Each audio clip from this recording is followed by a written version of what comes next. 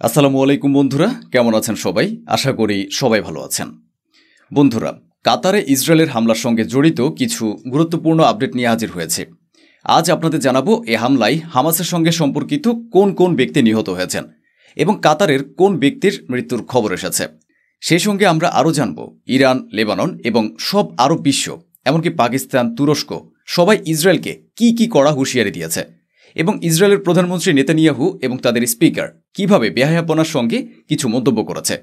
এই সব কিছুই আজ আমি আপনাদেরকে জানাতে যাচ্ছি। আশা করছি ভিডিওটি শেষ পর্যন্ত দেখবেন।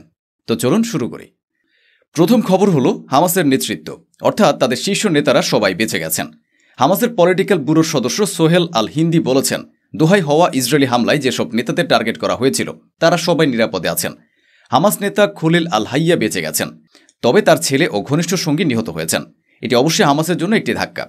হামাসের পলিটিক্যাল ব্যুরোর সদস্য সোহেল আল হিন্দি আল জাজিরাকে জানিয়েছেন, দোহাই খলিল আল হাইয়া ও অন্যান্য হামাস নেতাদের হত্যার ইসরায়েলি চেষ্টা ব্যর্থ হয়েছে। তবে এ হামলায় হামাসের সিনিয়র নেতা খলিল আল হাইয়ার ছেলে হুমাম এবং তার এক গুরুত্বপূর্ণ ঘনিষ্ঠ সাথী নিহত হয়েছেন। আল হিন্দি আরও জানিয়েছেন, 3 জন দেহরক্ষীর সঙ্গেও যোগাযোগ বিচ্ছিন্ন রয়েছে, অর্থাৎ এখনও তারা কোথায় আছে, বেঁচে আছেন নাকি ধ্বংসস্তূপে আটকে আছেন, কোনো খবর মেলেনি। তিনি আরও বলেন, প্রতিটি প্রাণহানি অত্যন্ত শোকের বিষয়। হামাস নেতৃত্বের রক্ত যেমন মূল্যবান, তেমনি কোনো ফিলিস্তিনি শিশুর রক্ত সমান মূল্যবান। হামাস জানিয়েছে, দোহায় হওয়া এ হামলা শুধু হামাস বা কাতারের উপর নয়, পুরো আরব ও মুসলিম উম্মার উপর হামলা।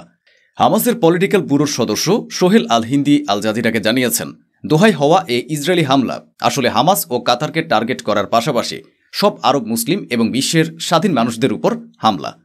তিনি বলেছেন, স্বাধীন বিশ্বকে এটিকে একটি অপরাধ হিসেবে স্বীকার করতে হবে, কারণ এটি সেই মানুষদের হত্যা চেষ্টা যারা গাজা যুদ্ধ শেষ করার কথা বলছিলেন।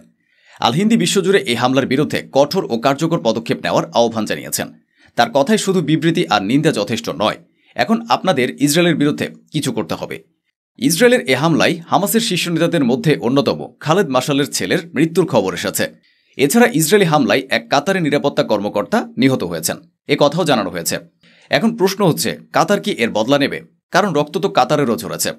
কাতারের স্বরাষ্ট্র মন্ত্রণালয় ঘোষণা করেছে যে ইসরায়েলি হামলার সময় দেশের নিরাপত্তা বাহিনীর এক কর্মকর্তা নিহত হয়েছেন এবং আরও কয়েকজন আহত হয়েছেন। মন্ত্রণালয়ের মতে, নিরাপত্তা কর্মকর্তা তখন শহীদ হন যখন তার দল ঘটনাস্থলে পৌঁছে পরিস্থিতি নিয়ন্ত্রণের চেষ্টা করছিল। বিবৃতিতে আরও বলা হয়, অভ্যন্তরীণ নিরাপত্তা বাহিনীর বিস্ফোরক বিভাগ এখনও হামলা লক্ষ্যবস্তু হওয়া এলাকায় তল্লাশি ও নিরাপত্তা অভিযান চালিয়ে যাচ্ছে।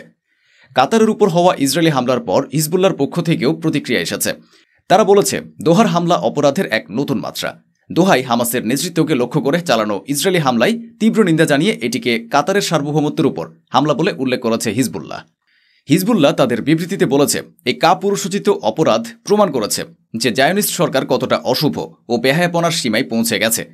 তারা আরও বলেছে, বিশ্বের সামনে তারা অপরাধের এক নতুন মাত্রা দেখিয়ে দিল এবং সব আন্তর্জাতিক আইনকানুন ও নীতিকে পদদলিত করল।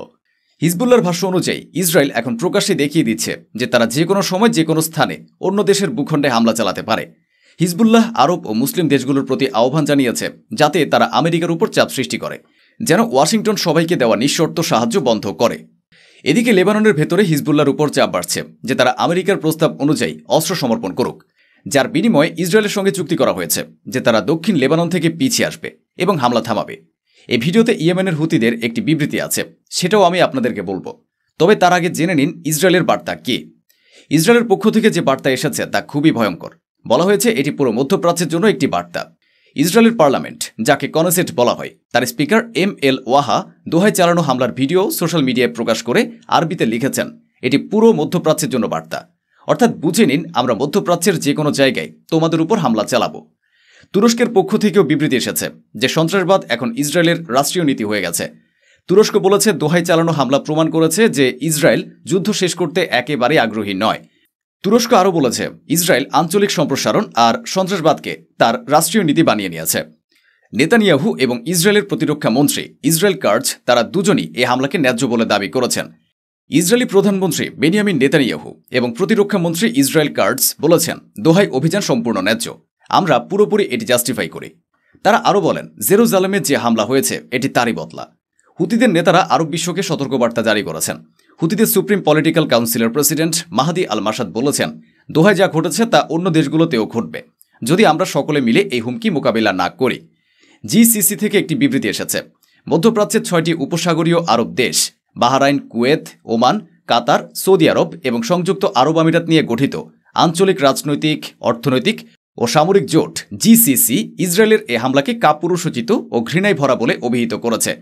সে বিবৃতিতে বলা হয়েছে, সব আরব দেশ কাতারের পাশে আছে এবং আন্তর্জাতিক সম্প্রদায়কে ইসরায়েলকে থামাতে হবে। কাতারে ইসরায়েলের করা এ হামলার ব্যাপারে পাকিস্তান ও মরক্কো থেকেও বিবৃতি এসেছে। পাকিস্তানের প্রধানমন্ত্রী শাহবাজ শরীফ বলেছেন, এটি কাতারের সার্বভৌমত্ব ও আঞ্চলিক শান্তির উপর সরাসরি হামলা। পাকিস্তান, কাতার এবং ফিলিস্তিন দুই দেশের প্রতি সমবেদনা জানিয়েছে। অন্যদিকে মরক্কো, যার সঙ্গে ইসরায়েলের কূটনৈতিক সম্পর্ক রয়েছে, তারাও দোহায় হওয়া এ হামলার কঠোর নিন্দা করেছে এবং কাতারকে পূর্ণ সমর্থন দিয়েছে। আহমদ আল শারার সিরিয়া, যে দেশ প্রায় প্রতিদিনই ইসরায়েলি হামলার শিকার হচ্ছে, গতকালকেও যাদের 3 জায়গায় হামলা হয়েছে, সে সিরিয়াও নিন্দা জানিয়েছে। সিরিয়ার পররাষ্ট্র মন্ত্রণালয় বলেছে, দোহায় হামলা আন্তর্জাতিক আইনকে সরাসরি পদদলিত করেছে। ইয়েমেন, আলজেরিয়া, লেবানন এবং ওমানও ক্ষোভ প্রকাশ করেছে। ইয়েমেনের সরকার বলছে, এ হামলা শান্তির প্রচেষ্টাকে ধ্বংস করার চেষ্টা। আলজেরিয়া এটিকে বর্বরোচিত হামলা আখ্যা দিয়ে বলেছে, ইসরায়েল কোনো আইন মানে না। লেবাননের প্রেসিডেন্ট জোসেফ আউন এটিকে ইসরায়েলি আগ্রাসনের ধারাবাহিকতার অংশ বলেছেন। ওমান বলেছে, এটি এক ভয়ঙ্কর উত্তেজনার ধাপ এবং আন্তর্জাতিক সম্প্রদায়কে অবশ্যই ইসরায়েলকে থামানোর নৈতিক ও রাজনৈতিক দায়িত্ব পালন করতে হবে। এবার শুনুন ইরানের প্রতিক্রিয়া। ইরানের পররাষ্ট্র মন্ত্রণালয়ের মুখপাত্র ইসমাইল বাগাই কাতারের উপর ইসরায়েলি হামলার তীব্র নিন্দা করেছেন।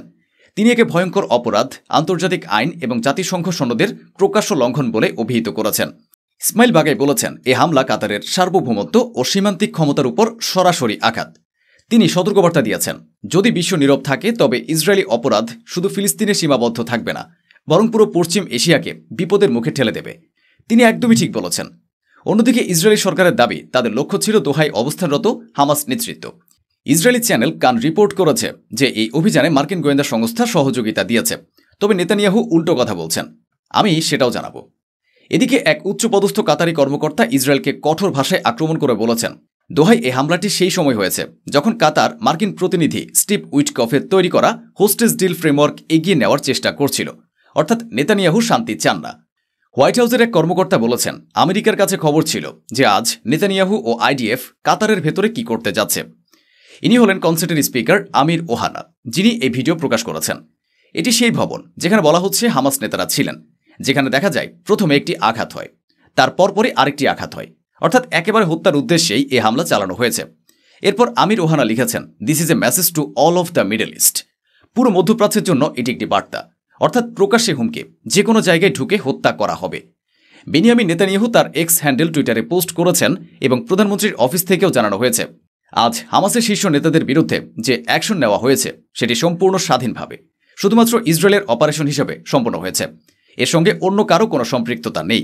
একেবারেই শুধু ইসরায়েল এই অপারেশন শুরু করেছে, চালিয়েছে এবং এর পুরো দায়িত্ব নিচ্ছে। অর্থাৎ বুক চিতিয়ে বেনিয়ামিন নেতানিয়াহু বলছেন, হ্যাঁ, আমরা পরিকল্পনা করেছি, আমরা হামলা করেছি এবং আমরা এর পুরো দায়িত্ব নিচ্ছি, তোমরা যা পারো করো। এভাবে চলছে পরিস্থিতি। যাই হোক, সর্বশেষ খবর যদি বলি, এই আপডেটগুলো চলতেই থাকবে, প্রচুর খবর আছে। আপাতত বলা হচ্ছে ইসরায়েল হামাসের শীর্ষ নেতাদের টার্গেট করেছে এবং ইসরায়েলি প্রধানমন্ত্রী নেতানিয়াহু বলেছেন, এর ফলে গাজার যুদ্ধে সমাপ্তির পথ সহজ হবে। সত্যি কি তাই হবে? তো বন্ধুরা, আজ এ পর্যন্তই। দেখা হবে পরবর্তী ভিডিওতে। অসংখ্য ধন্যবাদ। সুস্থ থাকুন, ভালো থাকুন।